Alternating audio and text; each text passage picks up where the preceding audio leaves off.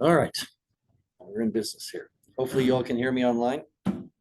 Any problems, let me know. So tonight we're doing Confucianism. Anybody want to tell us what you know about Confucius? Wasn't he part of one of the last dynasties of China? And he basically wrote a bunch of stuff that the Chinese live by now. Yeah, there he was not of the last dynasty. There were several dynasties after him, but he certainly wrote quite a bit. Anybody else on some of those things? A lot of his writings had to do with the law and living lawfully according to the dictates of the governments and to the community. Yeah, it had to do a lot with the law for sure. Yeah, the how one should live. Yes. He was a seeker and conveyor of knowledge. Yeah, That's, knowledge he was wants to know and understand. knowledge was big.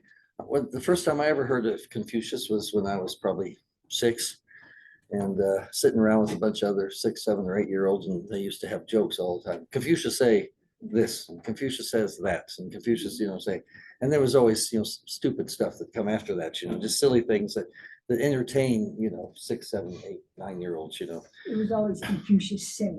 Yeah, and it was just, it was always that. And that was, that's the first time I ever heard of Confucius. I didn't know anything about it for quite some time. Other than that, knew that he was out of China and that he was, mostly because of just how some of the things that they would tell me. But it was quite some time before I ever heard, exactly who he was and what he stood for and so on. And he's another interesting character. He's another one of those that talks about how to live, like we did with the Tao. How should we live? How should a man, or in this case, of course, he was concerned about men because we didn't really spend a lot of time talking about women and these kind of things. I mentioned to my students a couple times here recently that we were talking about Greece, and Greece gave us tremendous things, but they just didn't spend much time on women. Okay, being a woman was not a good thing to be. You were in Greece during that time.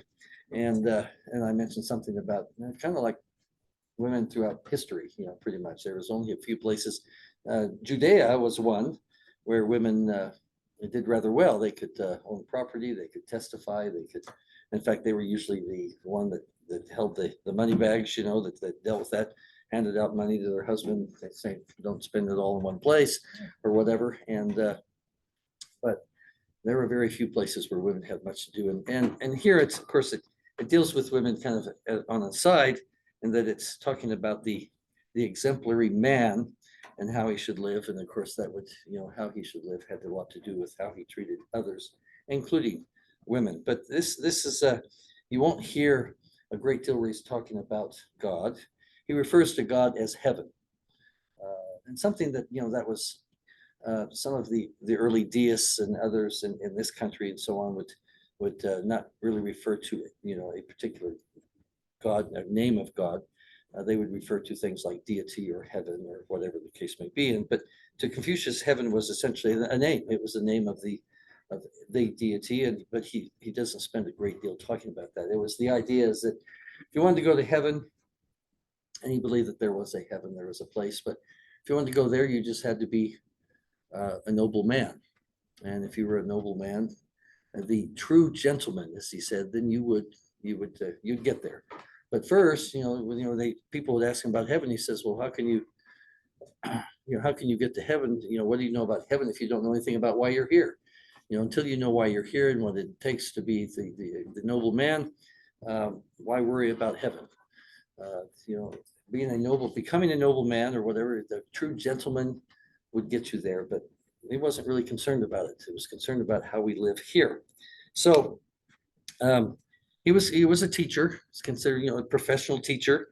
Obviously a great moral and intellectual or social, if you will, thinker. He there's some that have kind of gone into the idea of worshiping Confucius, but most of them do not. They understand because he made it very clear he wasn't a god, he wasn't a sage, he wasn't a, one of these that you find and of course, he would never allow what, eventually turned out with Buddhism, somebody to worship him. He mentioned, it says, as to being a divine being or a divine sage or even a good man, far be it from me to make any such claim. Well, he certainly was a good man. There's no doubt about that, but he wasn't going to claim it. He said, I, for my part, am not one of those who have innate knowledge. I am simply one who loves the past and who is diligent in investigating it. A divine sage I cannot hope ever to meet.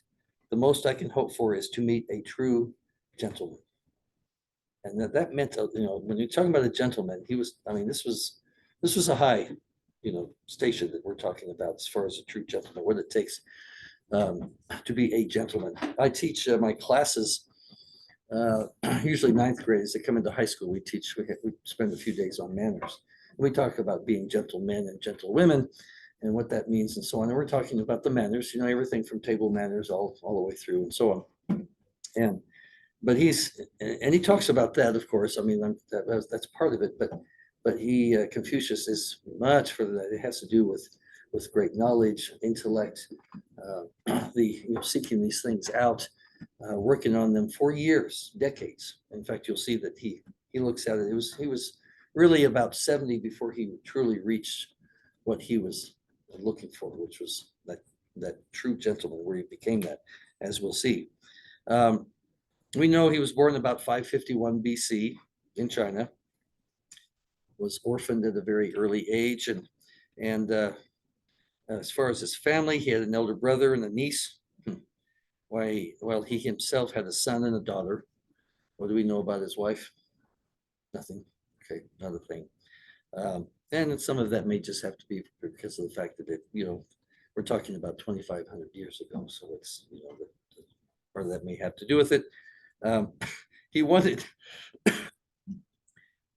get some people here, and he wanted one of the things, his great desires was to hold political office. He figured that if he held political office, he could have the greatest impact on his society and his people that he dealt with. He never held that. That never happened. He worked at it, and he would have been good. We could probably use him these days, right? Somebody that's the true gentleman in political office, because not a lot of choices out there these days. Not a lot of things that we're looking for. But so since he didn't achieve that, he went back home, and he resumed teaching, studying. You see, he would edit and probably put some information and so on some of these ancient texts that he dealt with, books of poetry, history, ritual, and music. And one of the things that's in particular, when we talk about those four subjects again, talking about poetry, history, ritual, and music, one of the biggest things is ritual. In case you're interested, I'm going to take a note here. There's a video on Confucius. It's called Geniuses of the Ancient World. And the scholar is Bettany Hughes. Hughes is Hughes, but Bettany, Bettany.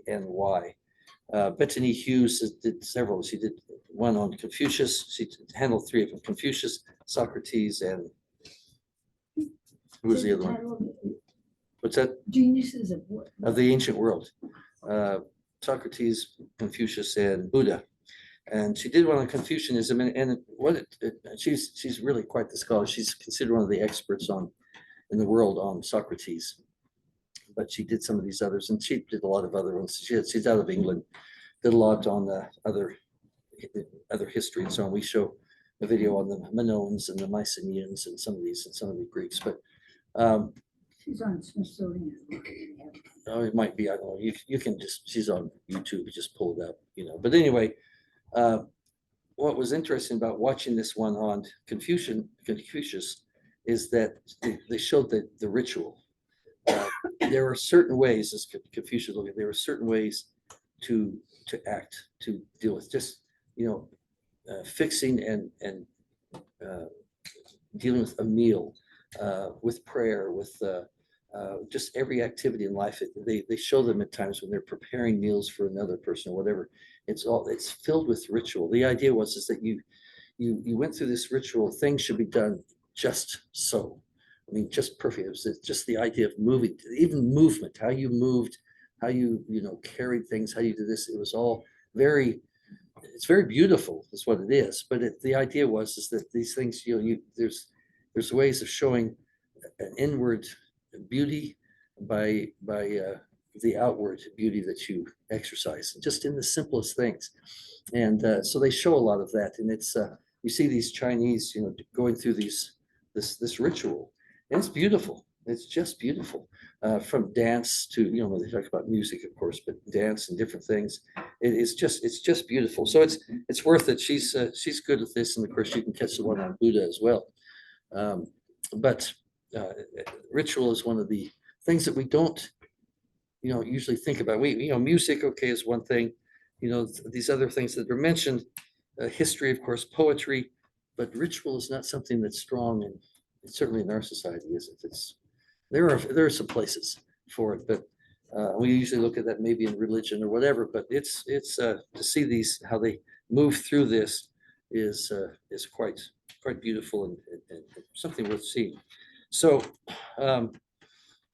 so when he had these books of poetry, history, I mean, he went through that, worked with those. They would become what's called the Confucian classics, and we'll talk about some of those here in a few minutes. He would die at the age of 72, and he's not one that you would think had any great effect on history. But as it mentions here, it says none of his chief, there was no climax, no martyrdom. None of his chief ambitions had been fulfilled. There is little doubt, it says, that when he died, he considered himself a failure. He had not really done anything that he really wanted to do. He hadn't attained those things. It'd be interesting to see what he thinks of it all now at this point. But he really was a student of antiquity. He looked back, at a time that he considered much better than the time in which he lived. He tried to, project that wisdom of the past. It was something that was very important to him, particularly with the idea of the beautiful music and poetry, these things that he felt like his time was losing. And it probably would have if it hadn't been for him. It reminds me a great deal of how we almost lost the wisdom of the classical age in the Middle Ages. The great textbooks, the great books, of the Greek and Roman period, almost lost it all, and came very close to that. No Xeroxes in those days. And so they're trying to preserve these. They found that a lot of these monks, this is where it was happening, in these scriptoriums in the ancient monasteries. It got to a point where the monks that were copying couldn't read what they were copying. And if you can't read what you're copying, nobody else can either. They can't read what you're putting down. And it was, as I think I've mentioned before, it was Charlemagne and his sidekick Alcuin, who was the great scholar. Charlemagne was almost illiterate himself, and probably was illiterate. But he had a great desire for and respect for education and great classics. So he brought Alcuin on board, and they brought all these monks in and scholars from all over Europe and England and Ireland, and taught abbots and others to, a certain script that you're going to use and how you're going to do this, and then send them out to the monasteries to begin the process of saving these priceless documents. And then Charlemagne dies, his empire falls apart, and now you have the real dark age that would last until the time of the Renaissance. And so it's we almost lost it ourselves, but it was, so here you have a man much earlier in a different part of the world doing the same thing. So as we mentioned, he wasn't interested in theology, really didn't bring up religious issues. He wasn't important. What was important was here and now. And one of them mentioned that the master never talked of prodigies, feats of strength, disorders, or spirits. Wasn't concerned about it, really wasn't. And And one of them said, how do you serve the spirits? How do we serve spirits? How do we worship or serve them? And he said, till you have learned to serve men, how can you serve ghosts? So then he said, well, how about death? What do we know about death? What do we deal with? How do we deal with death? He said, till you know about the living, how are you to know about the dead? Obviously, he's not concerned with it. It's here and now. It's life. How do you live life? How do you do this? And it's there are some biblical concepts that we can look at that kind of refer to that type of thing about, learning to live a good, not necessarily perfect, but a good life. And how do we do that and so on. And it goes along with that. He put Confucius, one of his religious convictions relates just to heaven, which he called Tien, T apostrophe I-E-N, Tien. Heaven was the source of his power that he believed. And a heaven that had a heaven. And I guess when he talks about a heaven, he's talking about God. Okay, when he refers to heaven, God had given him power. He had entrusted him with a sacred mission as a champion of the good and true in China's cultures. Okay, he was to transmit these things, copy them, make sure they were in good shape, and transmit them. He didn't worry about his enemies because he had a task from God. God would preserve him. In that, in some respects, that kind of reminds me of a couple statements Joseph Smith made.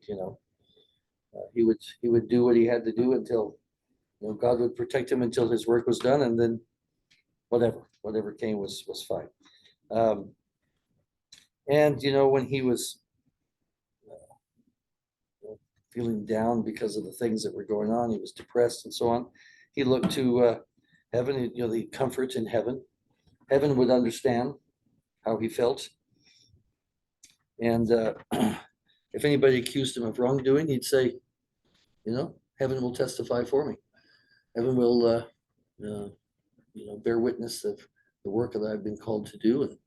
And so he didn't worry about that either. I mean, he had a complete trust in his mission, if you will. And there's no question that he felt he did have a mission. No question about that. He makes that very clear. And heaven had called him to that mission and would protect him and so on until his mission was done. And then, all bets are off. In fact, when it was done, he would die. And he did. Like I said, heaven was as it mentions, was an impersonal ethical force, a cosmic counterpart of the ethical sense in a man. So you have this ethical sense of man. It's mirrored from that which is in heaven. This impersonal ethical source. Kind of reminds me a little bit of what the so-called deists of in America during the time of the Revolution and so on. They've often pointed George Washington was a deist. He really wasn't. There's a book out there. What's that called? The Force of Heaven or something. Anyway, it's big, where it shows that no, he at times he would express things in kind of the words that deists used at the time, but George Washington was very much had very much a belief in a personal, individual, this God, the Christian God, this wasn't, and but Confucius is more of this idea. As it puts it, there was a guarantee that somehow there is sympathy with man's sense of morality in the very nature of the universe. The morality that we see here, or that we can find, or that we can pull out here, is essentially a mirror of that which we have, which is in the universe. And of course, you have that idea of the universal light of truth that we have in the church, that we see in Doctrine and Covenants 88, that light itself is truth, is knowledge, is the gospel, is the Spirit of God, is law, is power, all of those things. Light, it's everywhere in the universe, and it is the power of God. It is the if you will, the morals, the morality of God the Father, and so on. expressed in this power, this that we have in the universe. So he did believe in a providential heaven that was there, but he didn't discuss it much. He discussed, what was important in everyday life, what was there. So Confucius, give him some of his words. Confucius said this: "At 15, I set my heart upon learning." 15, okay. At 30, skip 15 years, I had planted my feet firm upon the ground. At 40, I no longer suffered from perplexities. At 50, I knew what were the biddings of heaven. At 60, I heard them with docile ear. At 70, I could follow the dictates of my own heart, for what I desired no longer overstepped the boundaries of right. So he's saying it took him 70 years.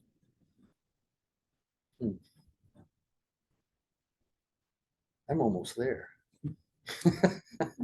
So think about that kind of comparison, to my life, and we're looking at this. I'm thinking, okay, well, I could follow the dictates of my own heart, for what I desired no longer overstep the boundaries of right. We should be there by 70, shouldn't we? Past the foolishness of youth. Well, and he goes on. He talks about this idea. What is, he talks about sainthood. Confucius, he talks about what are the steps of becoming a saint. It's not necessarily the same thing as we think of, but a saint is a fully cultured and completely virtuous man. Okay, a fully cultured, okay, intelligence, knowledge. That's where all the poetry, music, ritual all comes in.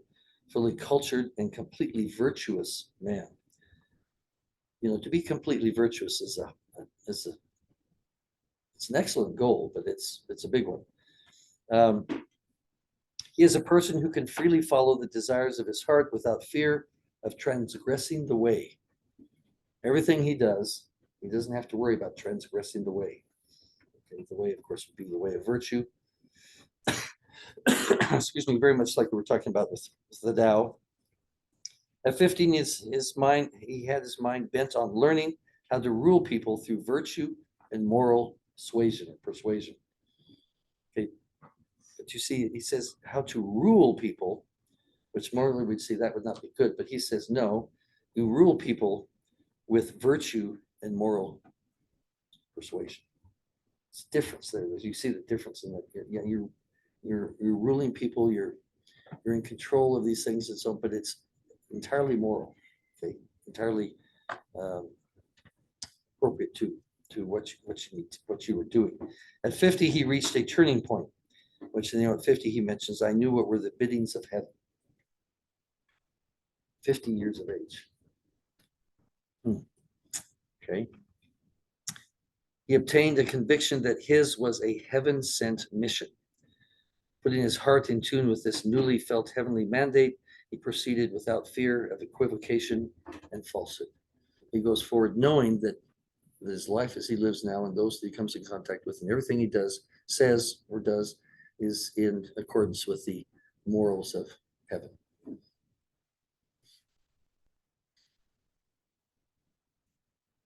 Does that hit anybody as strange, or how do you get to this point? You see, what we're dealing with somebody who's a complex individual, are we not? He's absolutely sure that his way is the right way.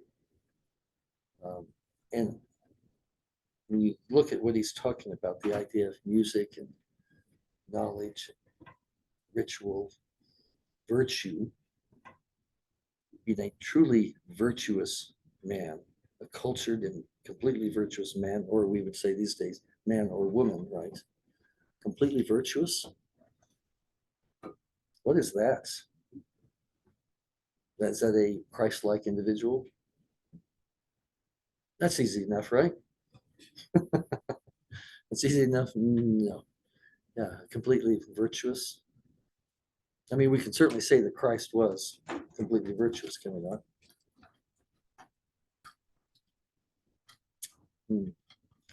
Yeah, this is, it makes you want to think about that. Hopefully, when you look at this, you're reflecting on your own life, thinking, where am I on this scale? You know, is it going to be 50 before I can actually know what the biddings of heaven are and following that? Yes. So I didn't read this, but I have a question about this man. Did he have opportunity to apply these? Now, the question is, did Confucius have an opportunity to apply these? It appears so. Yeah. Yeah, he's, I mean, you said mean- he wasn't, he aspired to be he a wanted- politician. yeah, political life he wanted. And I think the idea with this political life is that he thought, if I obtain this political position, then I have the opportunity to, to reach the most people in the shortest amount of time. He never obtained that. Probably people thought it was too perfect. They were afraid of him. I don't know what. He was employed in government. Yeah, he had some jobs in that. He had teaching, he was a teacher, he had teaching position, he was employed in some of these things, but it wasn't the position he was looking for. And, Didn't he become disenchanted with the whole? oh yeah, government? no, he did. That was the thing. It's one of the reasons he left was because not only could he not reach that position, but he was disenchanted with I mean, think of politics today.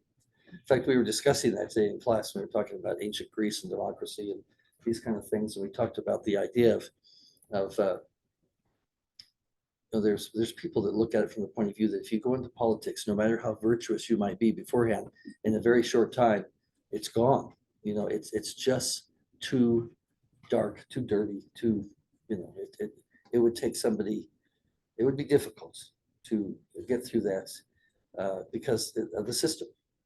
I showed my ninth graders, I think maybe I mentioned this last week, probably had because we hadn't quite gotten there, but I showed them Mr. Smith Goes to Washington. Last week I was having trouble with this speaking.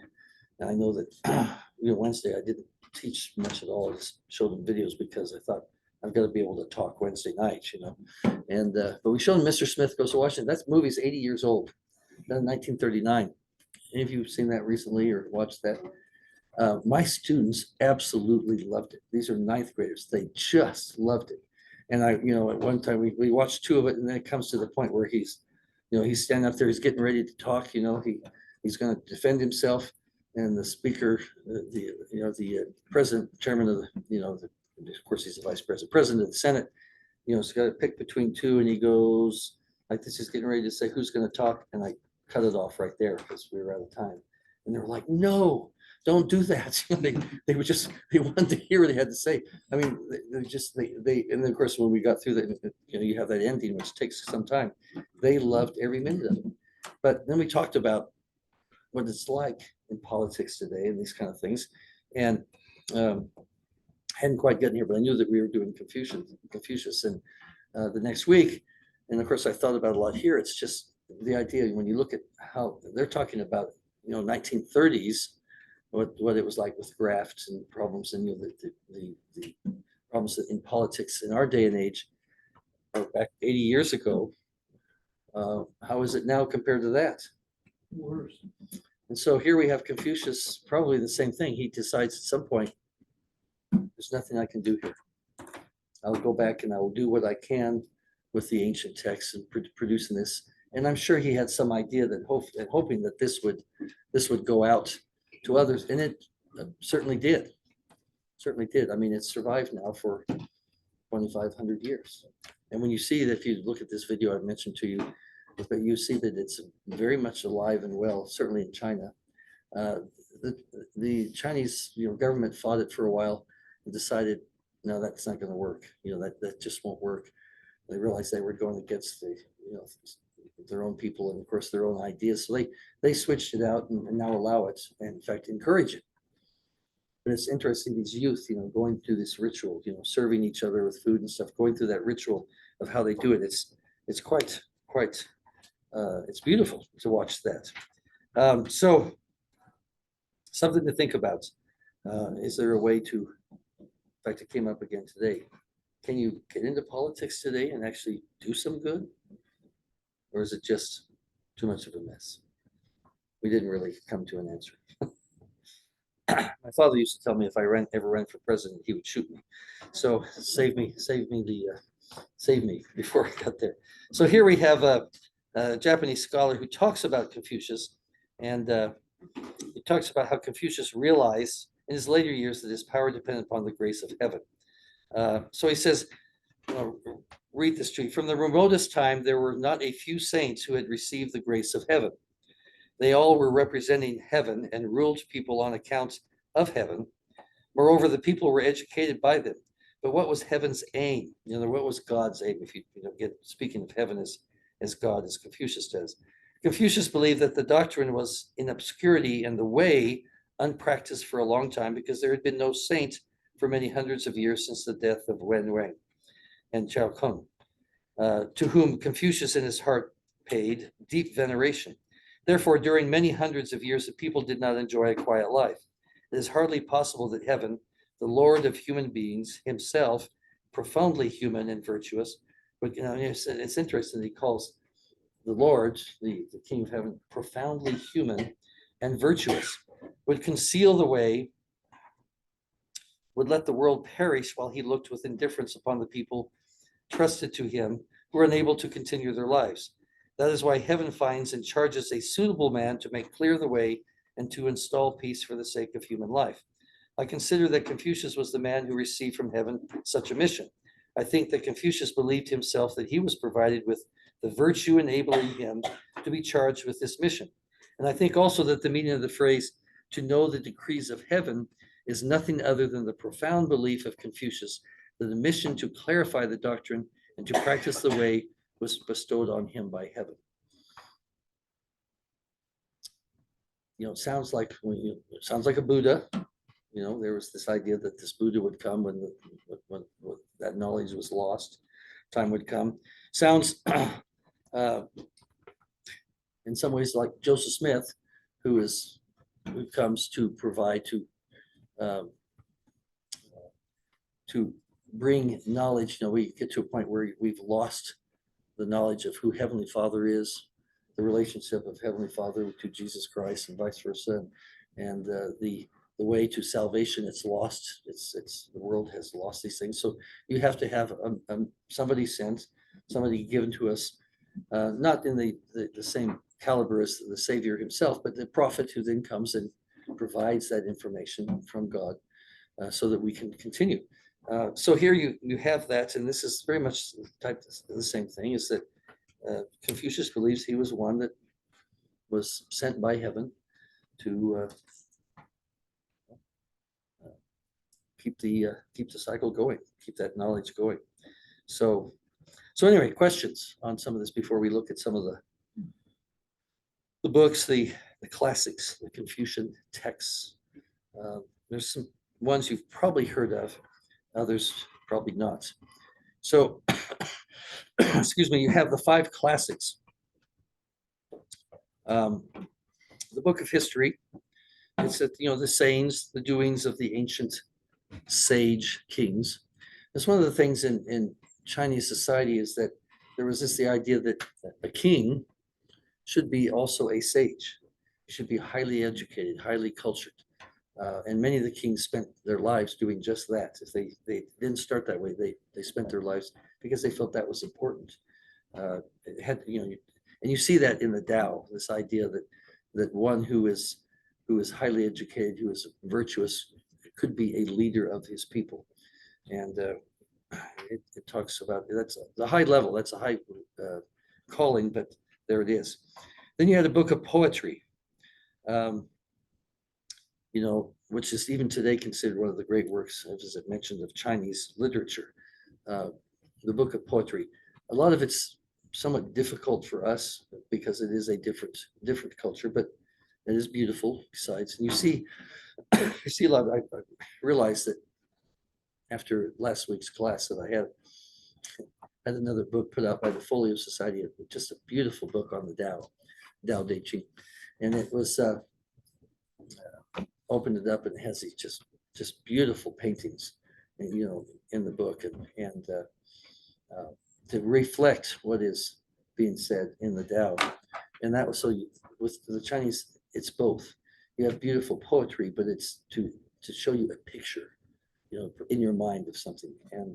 And often these books that they produced, they would have the poetry, but at the same time, they would have beautiful images of paintings, in this case, anciently, of nature. And of course, in the one book that I was using, they didn't do paintings, but they did photography. So because they know that the two always go together, you always have both. And poetry, usually a reference to nature and so on. The Book of Changes, you've heard of it, Book of Changes, I Ching. I Ching. Looks like Ching, but it's usually pronounced with a J, I Ching. It's a handbook of divination. Yes. It was very popular in my youth. Mhm. When I think of the I Ching, I think of incense, Mhm. and I it Ching. became almost an occult Mhm. thing. Yeah, it is, and it was, well, you still see it, I come across, I put books on the shelf for Salvation Army as a volunteer. You come across it pretty often, I Ching, I Ching, but they consider it one of the core books of Confucian canon, but if he mentions it for no other reason than its illumination of the naturalistic, proto-scientific worldview of the Chinese. Yeah, it was very popular back in the, Hippie days. what's that? It was a hippie thing. Yeah, it was late 60s into the 70s. They had a really campy occult soap called Dark Shadows. And Oh, that was one of the things that Gypsy Woman consulted a great deal. Yeah. Almost everybody had a copy back then. you're talking about Dark Shadows, the show that came on in the afternoon. Yes. Oh yeah, Dark Shadows was huge. Anybody remember that? Yeah, that was huge. And in fact, at one time you could, if you won a little contest, you could go have dinner with the Barnabas or Quentin. but yeah, that's right, Barnabas. That's right. Yeah, the names. Yeah, it was that was something. But then you have the Spring of Autumn Annals. Um, you know, it's a chronicle of Confucius' own hometown, so to speak, the feudal state of Lu. The Book of Ritual. The idea of what are the meanings of ritual? What is the importance of ritual? We still have ritual in our society, though that people are trying to get rid of that. Things like weddings, funerals, the important events in our life. We have a certain way, but it's not near as serious, can I say, as the Chinese would look at it. There's certain ways we do things, or that we know is correct and right, and we're seeing that fast disappearing, unfortunately. But another thing would be like tradition. Tradition, you have rituals and tradition, do we not? And some of these are handed down through families and so on. Some of it is religious, but you have religious rituals. In the church, of course, you have the temple, where you have the greatest amount of rituals as far as the religion is concerned. Hugh Nibley, some of you remember who Hugh Nibley is one of the great historians. His paper for his thesis, for his doctorate, was on ritual, particularly ancient ritual.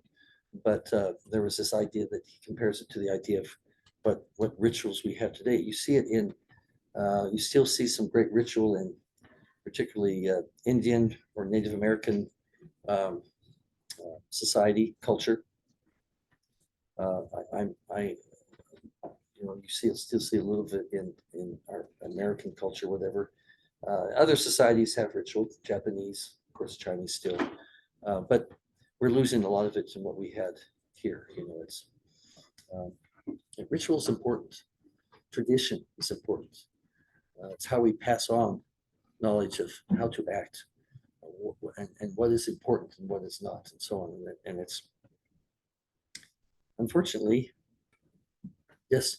That's a lot of the reason why we lost Norse mythology is because nobody did anything to preserve it.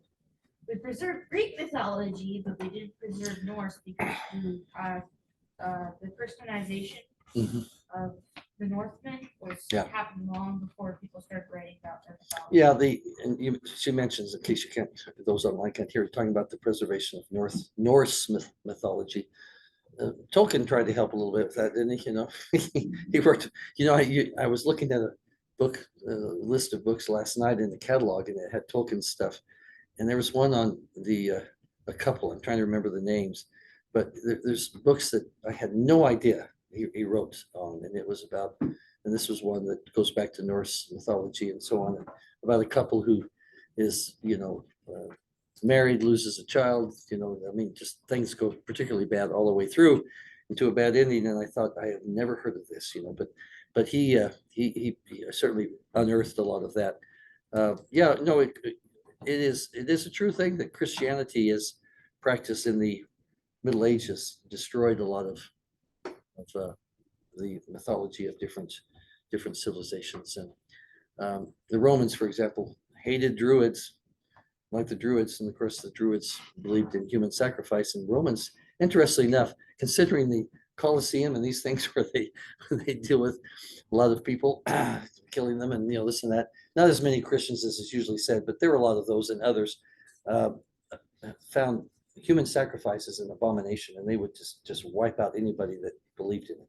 So the Druids went the way of all flesh, so to speak, because the Romans did not like that. And so anyway, this is the book of ritual.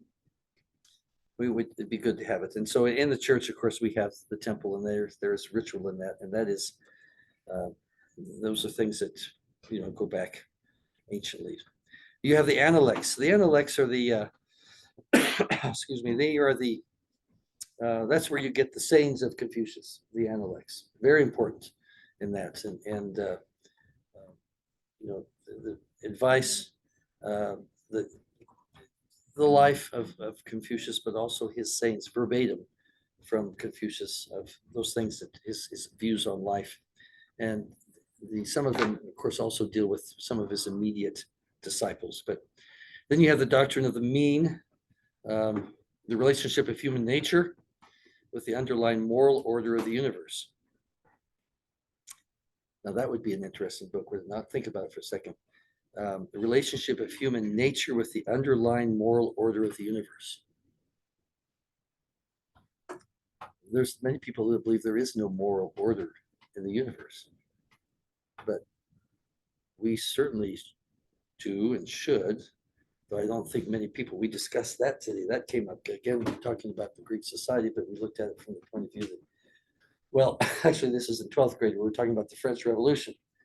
When they're coming up with the Constitution of the French Revolution, they said, of course, this is after the American, Revolution and the Constitution.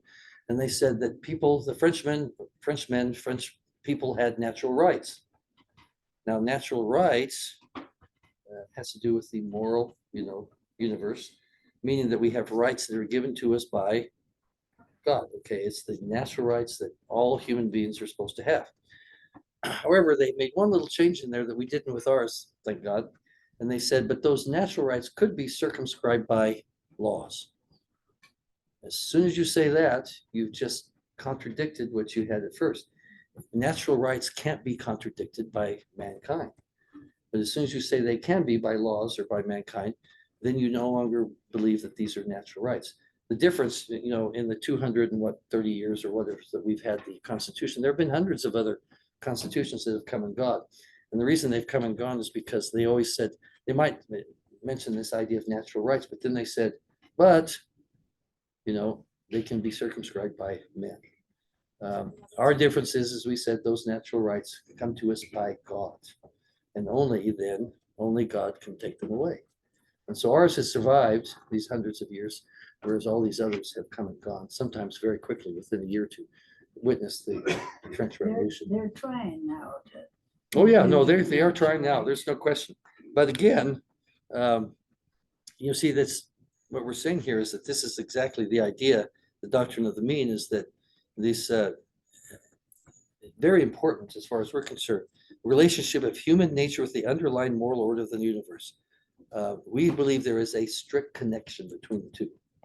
Okay? No, I mean the church and in under the precepts of our Constitution. We look at it the same way. It's not expressed exactly that way, but when it talks about the rights given to us by God, it's exactly what it say. We have these rights. They are natural. They are the basis of, well, they are the basis of Godhood. That's who God is. Then he goes on. Another one's called Great Learning. It was essentially, how do you order society? How should society be ordered? Self-cultivation of the individual. We could really use that now. We need to cultivate the individual.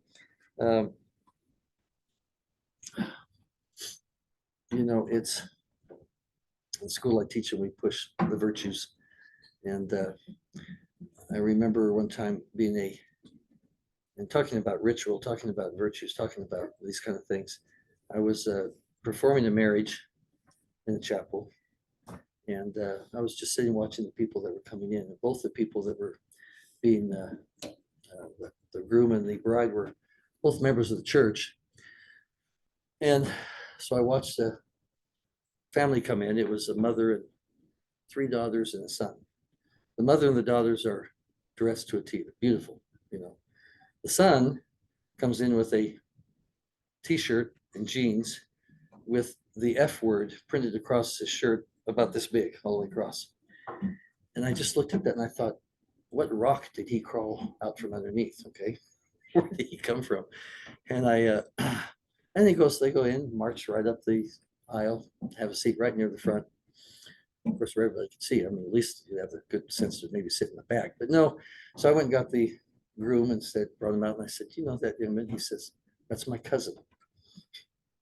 And so I said, would you get him? So he brings him back into the hallway, and he looks at his cousin. He says, what were you thinking? This is my wedding, and you dress like this? And he looks and he goes, so what's wrong with it? And he was serious. He had no idea. Talk about uncultured. Okay. And of course, what about the mother who, maybe she thought there was nothing she could do. She could have just left him, I suppose. But anyway, so, he works it out. Of course, the groom had come dressed in street clothes and had a t-shirt. He was changed into a suit or a tux. I can't remember which, but he gave him his t-shirt to wear, and, but it was just like, he had no idea. You see it, that this was a problem. Uncultured. And and unfortunately we have a lot of that these days. And yeah, a lot. All right, the book of Mencius. Mencius was one of, the disciple. He comes 100 years or so later than Confucius, but it's a collection of his writings, his sayings. He's one of the great disciples of Confucius, and so he has a lot of his own things, that he needs to say, the writings and thoughts, and mostly one of the big things big statements is that a ruler in China could only continue legitimately in power as long as his behavior followed the will of heaven. And that's a big thing. It is not, the ruler must follow the will of heaven. And of course, I guess it all depends on what we think the will of heaven is. But if it's the ideals of Confucius, then we know what that was. But so, and so then, as far as some of the basic teachings of Confucius, one thing it mentions is that these Confucianism rests on the kind of the basis and the idea of a teacher, practical teacher, who's engrossed with the problem of man in society, and we would say mankind in society. What should mankind? How should mankind be associated with society? How should it be? What should we see when we talk about mankind within a society? What we teach in Western civilization is that mankind came together into a society in order for protection, and also because the natural law is not always the way it was before we came into a society, we could be judge, jury, and executioner. Because there was no society, there was no law, and so on. So we come together for protection. And because we didn't really want to do that, we wanted to be able to build a society and have, appoint people to do these things that needed to be done. And, but did we look at it as a point of view that this, what was the underlying precepts in coming together as a society? Did we look at it from the point of view that this is morals, the morals of heaven that demanded this? And of course, we can look at that from the idea as we talk about it. We have the basic principles of our society is the Judeo-Christian ethic, right? Those kind of things. The will of God, the demands that we have from that, based on the Bible. And the ancient teachings, what they call the Hebrew scriptures, the Old Testament, the New Testament, and the common law, right? Are those the morals? There was I talked with my students, I talk about this, we talk about laws. Are laws necessary? Have you run across anybody that says we should have no laws? Right? They don't want laws because it keeps from the freedoms that we want.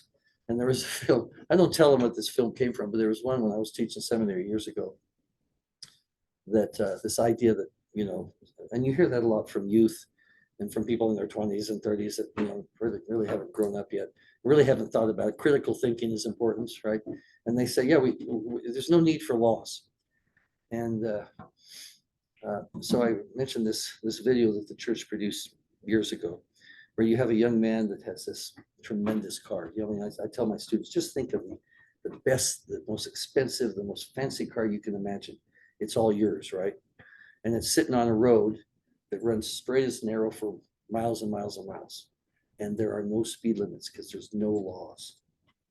They go, you can see them start to smile. I said, how fast do you want to go? Oh, 100, 120, 140. I said, go for it.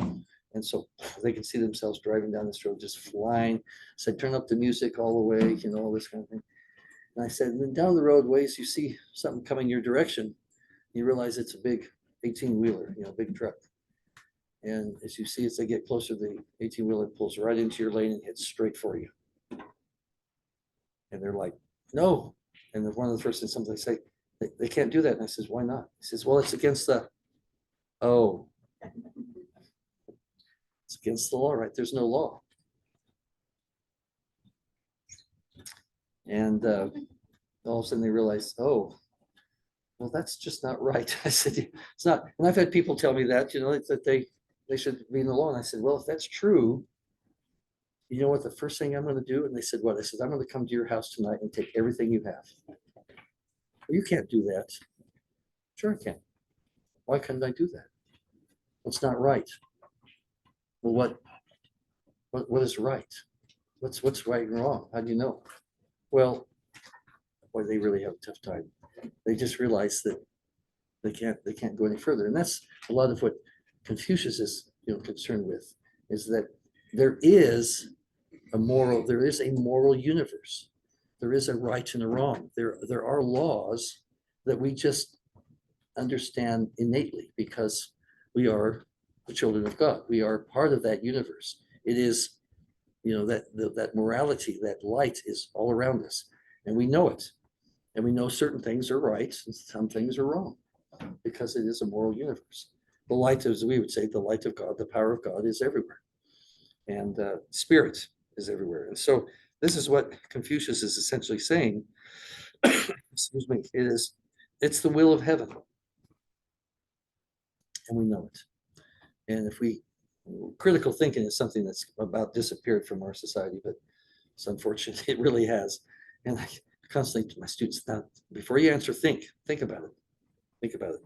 And so we're trying to get there. So the true gentleman, what is the true gentleman according to Confucius? What is that? The term is best, it says, translated as true manhood, superior man, and manhood at its best, as opposed to petty man Mean man, vulgarian.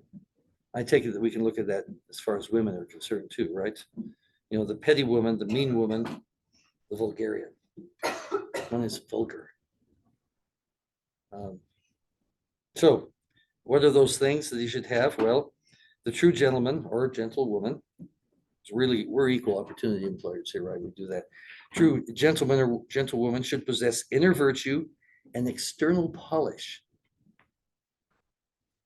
It wasn't that long ago when we really emphasized some of these things. You know, if I was lived, say, 140 years ago and lived in the big city of New York, and I was going to visit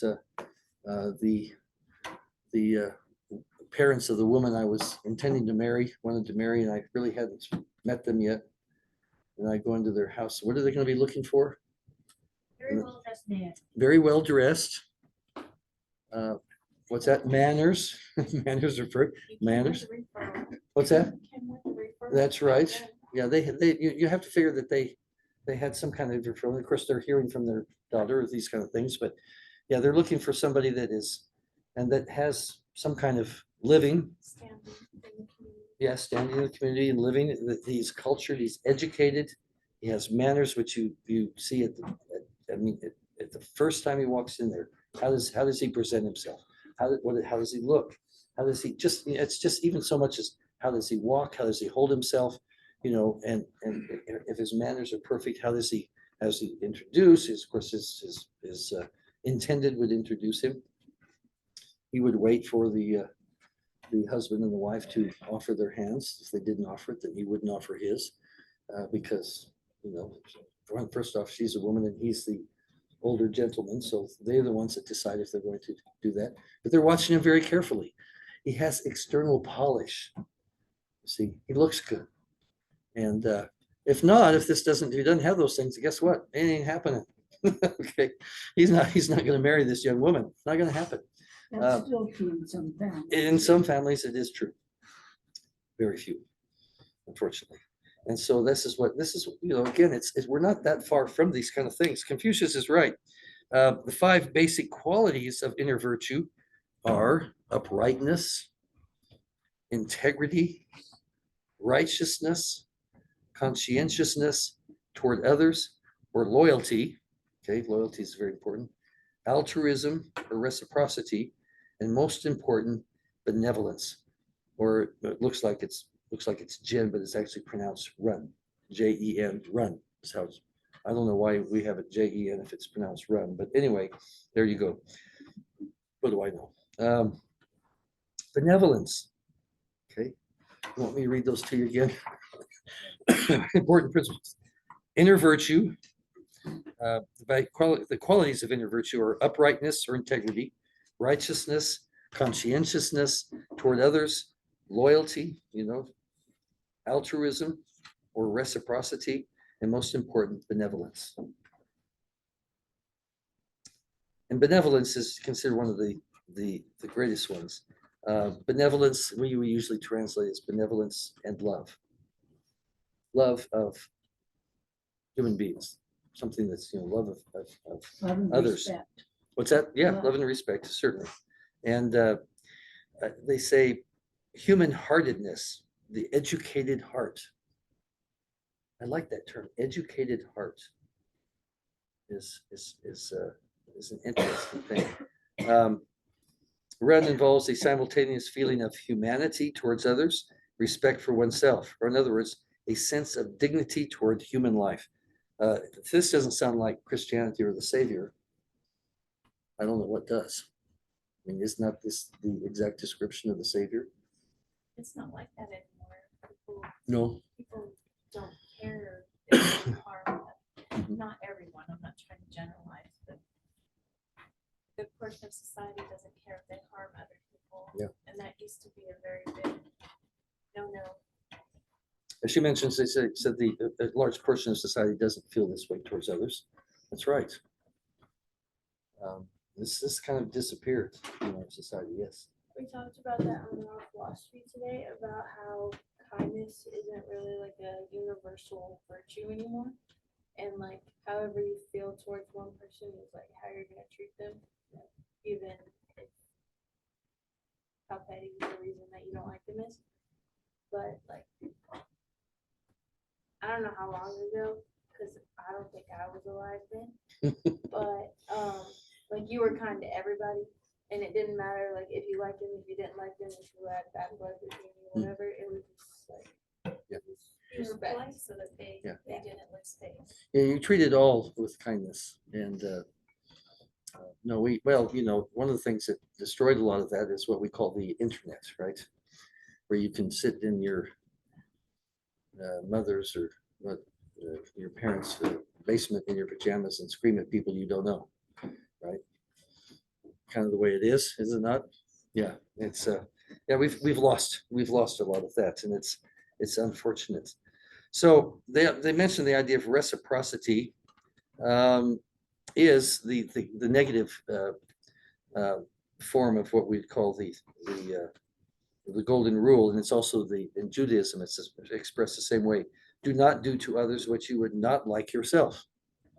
Do not do to others what you would not like yourself, or as we would say, do unto others as you would have others do unto you.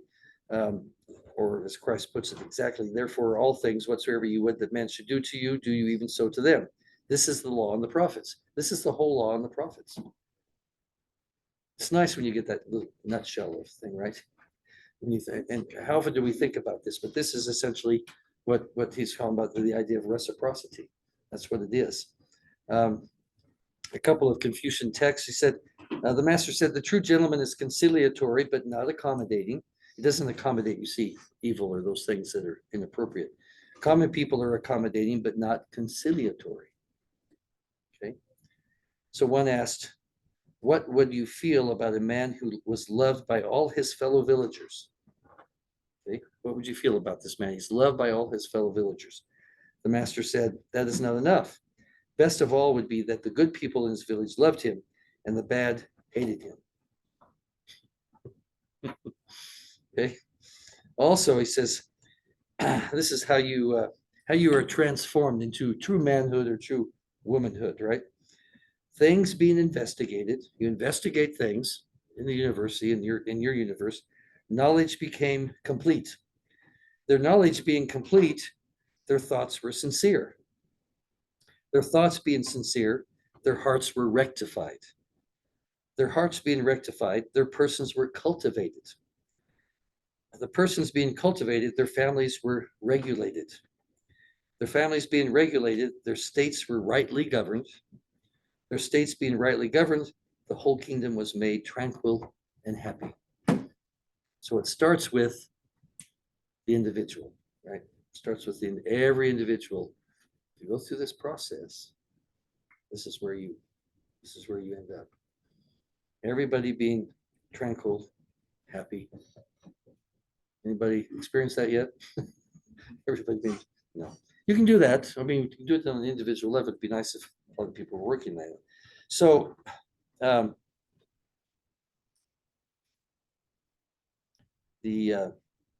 talks about ritual. It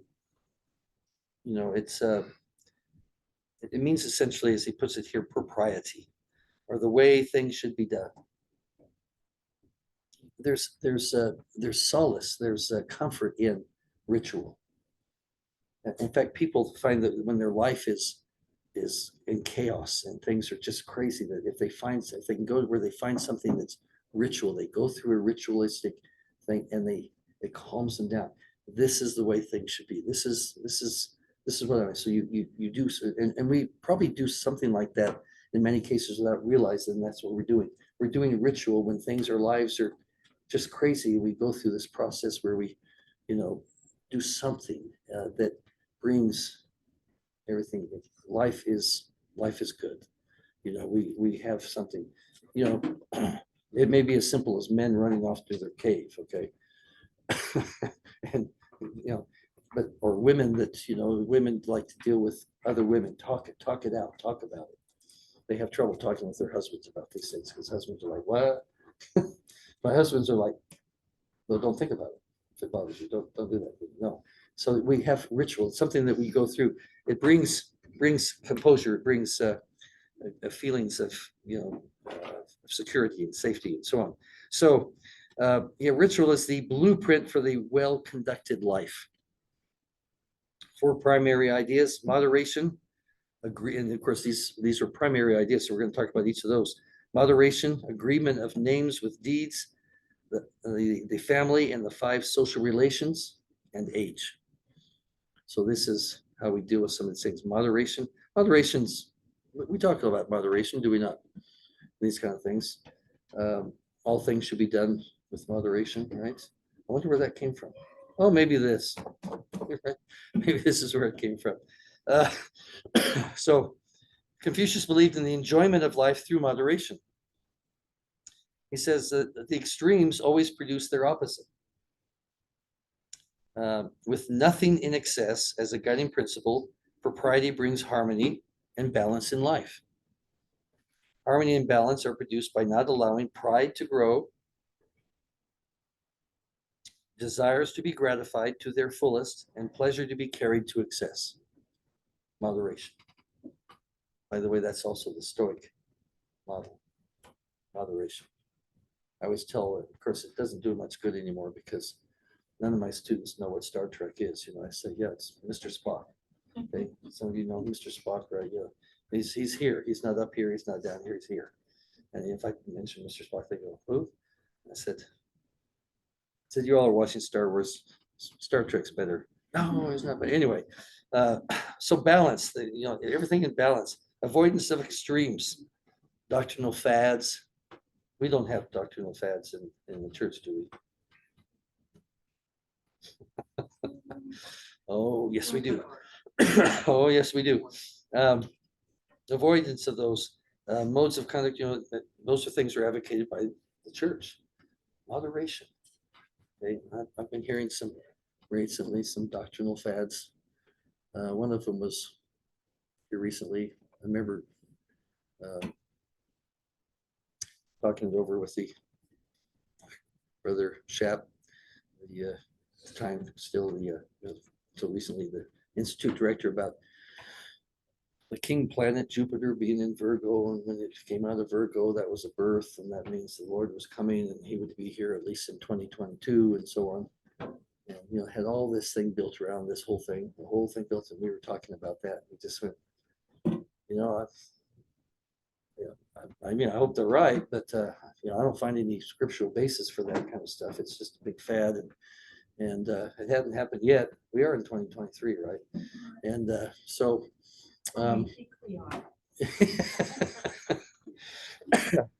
Yeah, there was an LDS person many years ago who figured out that the Lord was coming in 1984. It's one of those dates, 1984.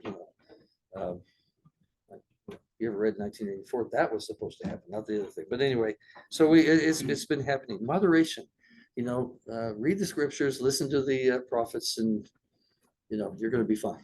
Yeah. I remember no one knows the time or day, but any fool can figure out what year. Mhm. Yeah, we can always figure out the year, but no. So rectification of names. What in the world is that? He talks about the rectification of names. It's a gospel truth. There should be a correspondence between words, thought, and objective reality. It's part of what we teach when we're talking about critical thinking, is that, when they're doing their thesis, the idea is every word, you must know the definition of every word. You should know what every word means. What is the definition? Because otherwise, those who hear it may not know what you're talking about, or you may not know what you're talking about. What's that? Especially is. Yes. What is? Yes.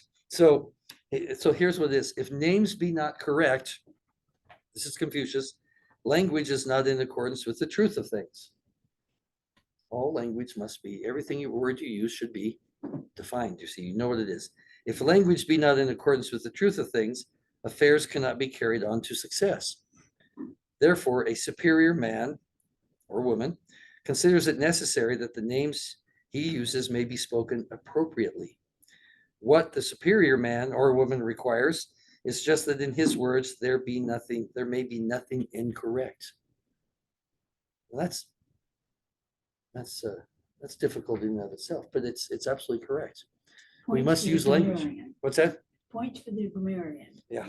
My father was a grammarian. Yes, that's right. So it's, you have to have words, words mean something. You've heard that. Words mean things.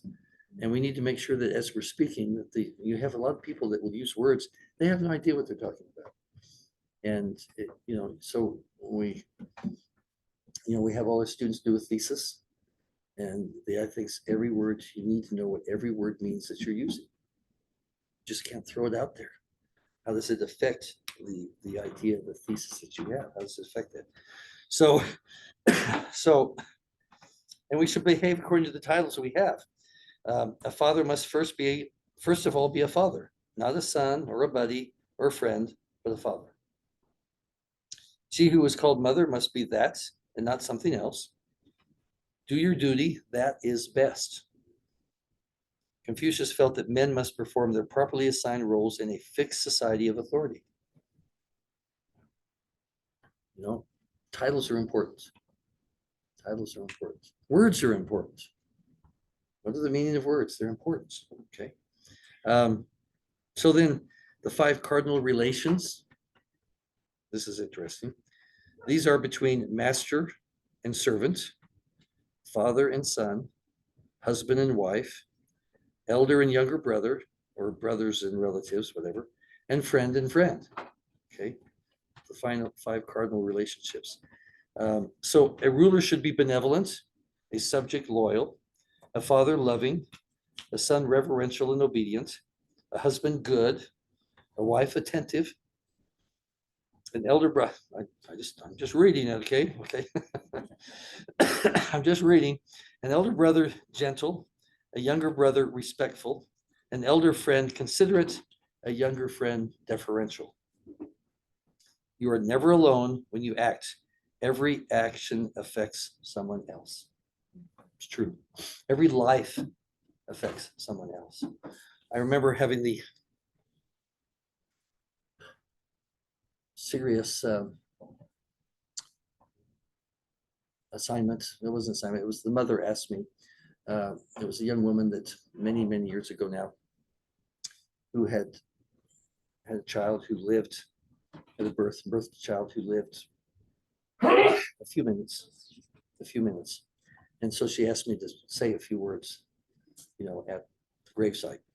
And so you sit there and you think, what can you say about somebody that lived just a few minutes? What can you say? And the thought came to me, and it has to do with this, is that, if you have a pond or a lake and you take just a drop of water, drop it into it, it'll form a little, what's that? Yeah, just a ripple. And that ripple, no matter how small, will go all the way to the end of the boundary, to the shore, whatever it is, no matter how big it is, and no matter how small that drop is, it's just the way it is. And so it occurred to me that this child thought, I never saw the child, heard about the child from the mother and father, and those people that were there, the family, the friends, and so on that went there. That child's death, life, very short life and death, affected us somehow. Probably in ways that we don't understand. But it did. And of course, me telling you that will affect you to an extent, and that carries out in the course. So that child, that birth has an effect. We all have an effect on others in our life, for good or bad. And so it's very much like what he's talking about here, this idea that, as he puts it, you are never alone when you act. Every action affects somebody else. Every life affects somebody else, and probably many others as that ripple goes across. So he's very correct. And of course, they bring up this idea that, President David O. McKay, that, that statement that we haven't heard, maybe we've heard many times, but maybe not so much recently. No other success can compensate for failure in the home. The home is the basic, you'll say that the home, and in some cases, the individual is the basic unit of society. Families are made up of individuals.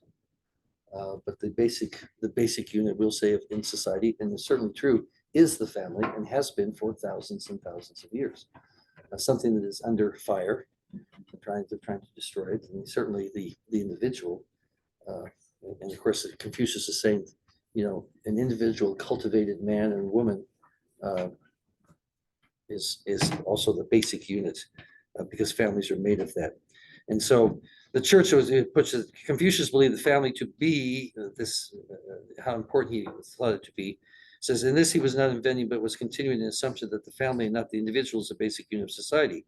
But that's true, except that he's also talking about the individual.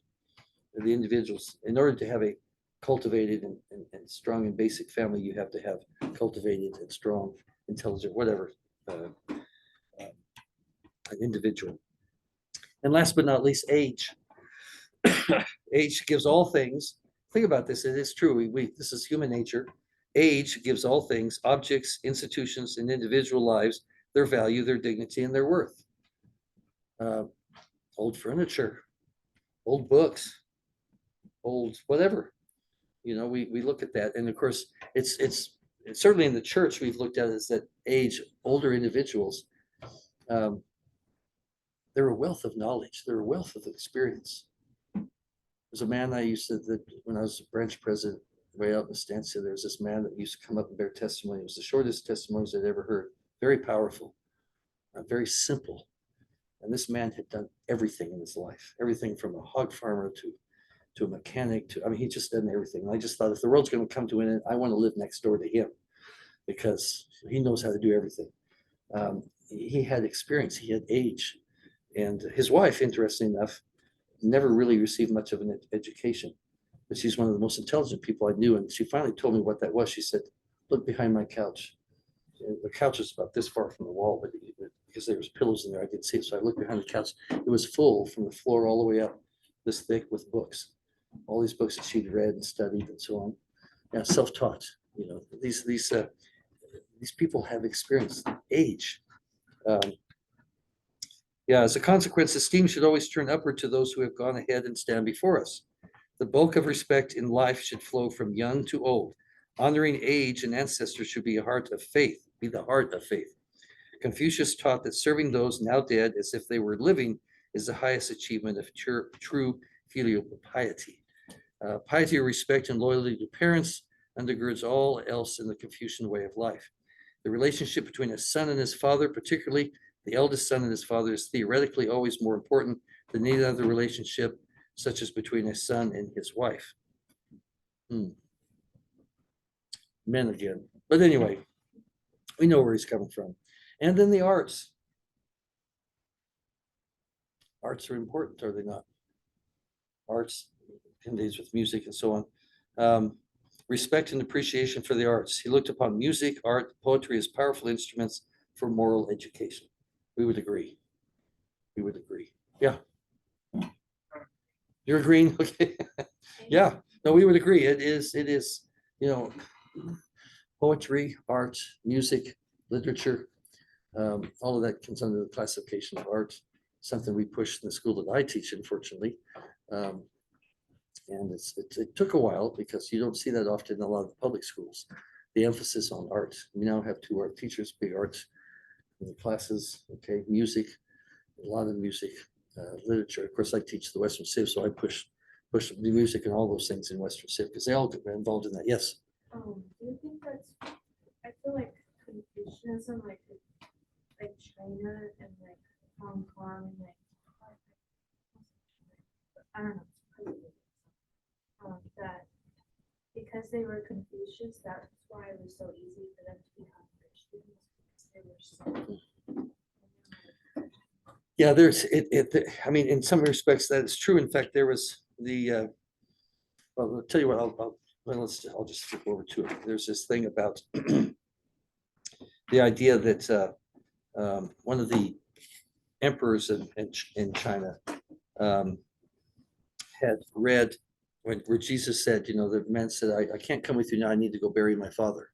And the Lord said, no, leave the dead to the dead, come with me. And he was so horrified about that, that the man, this Jesus is saying that the man should not bury his father. He ordered all the Christian missionaries out of China. If he'd had a little more time, somebody had a little time to work with him, he would have explained to him, no.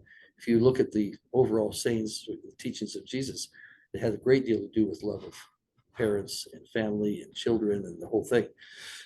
So, yeah. And that's why it has spread in that time. Since then, it has spread quite a bit, because when you look at truly at the ideas of Jesus, you see Confucius, don't you? They're really saying the same things. Jesus is talking in a little different slant and talking about the Heavenly Father and heaven and these kind of things. But in all, remember, Jesus never really talks any great deal about heaven, does he? He's talking about how to live life here. Right? Think about it. Yes. But that was during the apostasy, that's why they did. Oh, yeah, sure. Yeah, so a lot of that. But the idea is that, when you're talking about the sayings, the teachings of Jesus, how often can you think of many verses where he's talking about how to get into heaven? He's not talking about that. In most cases, he's talking about how to live life here and now. And if you live that well, then yeah, that's your reward. But that's not why we do it, right? At least that's not why we're supposed to do it. We're supposed to live life well here because, first off, God commands it, but also that's what is right. Right? Kindness towards other, love towards each other. Love each other as you would love yourself. It's interesting how close they are. But you're right. It goes over really very well with Confucius. Those who follow Confucius, when they read now many of the sayings of Jesus, they think there's an educated, cultivated gentleman, Jesus. Yeah, no question. So the arts, when the emotions are touched, they are expressed in sounds, and when the sounds take definite forms, we have music. Therefore, the music of a peaceful and prosperous country is quiet and joyous. The government is orderly. The music of a country in turmoil shows dissatisfaction and anger, and the government is chaotic. You have to have those things. You see, and so just a couple more things before we end here. He talks about one of the Analects is, by subscribing to a moral education and self-discipline, by learning the blueprint that must be followed, by keeping a steady and middle path, moderation, middle path, men may achieve poise and freedom and power. Through any other course, anarchy will inevitably prevail. And so in China, the philosophy is Confucianism in China. We don't see it a lot in the government of China, though it is stressed in China that this is what they're doing. We see it kind of a different side, but the people of China, this is their philosophy. Confucianism is very common in that, and you see it in Korea. You see it here and there. So other places. Just based on this, when you were talking about this, to finish up, the ultimate purpose of the gospel of Jesus Christ is the regeneration and perfection of human souls, which requires obedience to moral laws. Righteousness to Christians, as well as Confucianists, is the keystone of peace. For Latter-day Saints, although there is no privileged racial group within the church, there is a doctrine of aristocracy of righteousness. Those who are chosen and privileged on the basis of decency and obedience. In this particular, the gospel and Confucianism agree. Yeah, agree very much. We have this whole other side with the idea of a God that we worship and so on. But you have Christ saying, let your light so shine before men that they may see your good works and glorify your Father which is in heaven. So morality we look at it in the church, is a matter of divine concern. God is concerned with these things. We do it because God commands it. We do it because this is what is right. Confucianists do it because this is the right way to live. But in very real sense, it's the same thing, is it not? And so I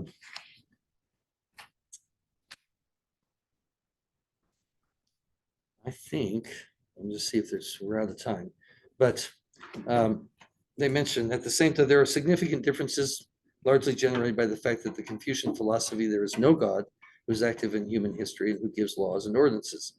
Confucian society, while highly structured, is essentially oriented towards proper human relations. In contrast, the Latter-day Saint society is oriented both toward upward, towards God, love towards God, and outward, love thy neighbor. But in practicalities, it actually comes to very much the same thing, except that we have this idea of love of God, love of man, love of family, so on. Very much the same thing. And I say this in the name of Jesus Christ. Amen. All right, let's we'll pause this and or stop this, and we'll have